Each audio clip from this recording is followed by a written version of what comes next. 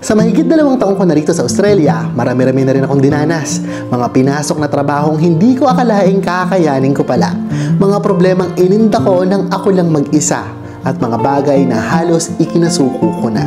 Pero ang dahilan pala kung bakit ipinagpapatuloy ko pa rin ang mga nasimulan ko na, ay ang pamilya kong nasa Pilipinas kahit malayo ako sa kanila. Pinangarap kong magkaroon ng sariling bahay, negosyo, sasakyan, magandang kinabukasan para sa kanila at dalhin sila mismo dito sa Australia. Ngunit sa kabila ng dinami-raming karerang pinasok ko, hindi pa rin maialis ang pangambang, paano kaya kung magkasakit ako? Paano kung biglang may mangyaring hindi inaasahan na ikigulat ko?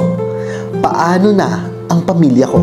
Hindi naman ako sagot ng gobyerno dahil hindi naman talaga ako taga rito. Sa mahigit 2 milyong OFW sa buong mundo, ito na marahil ang madalas na hindi naiisip ng karamihan sa mga kapwa ko nasa ibang bansa. Dahil ang madalas nating iniintindi ay kung paano nga ba tayo kakayod sa pang-araw-araw para sa magandang kinabukasan natin dito sa abroad. Pero alam niyo bang meron ng sagot sa mabigat na problemang ito? Dahil meron ng Sun Life OFW Health Protect. Ito ang pinakaunang health insurance solution para sa mga OFW.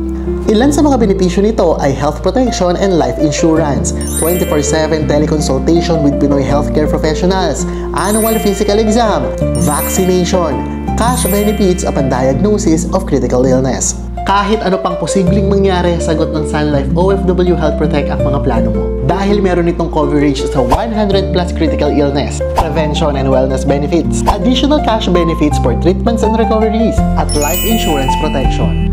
Secured na ang kalusugan mo, secured pa ang pangarap para sa sarili at sa pamilya mo. Kung paano mag-apply sa OFW Sun Life Health Protect, i-click lang ang link sa comment section below. Tandaan na wala nang masihigit pa sa magandang kalusugan. Ingat palagi mga kababayan!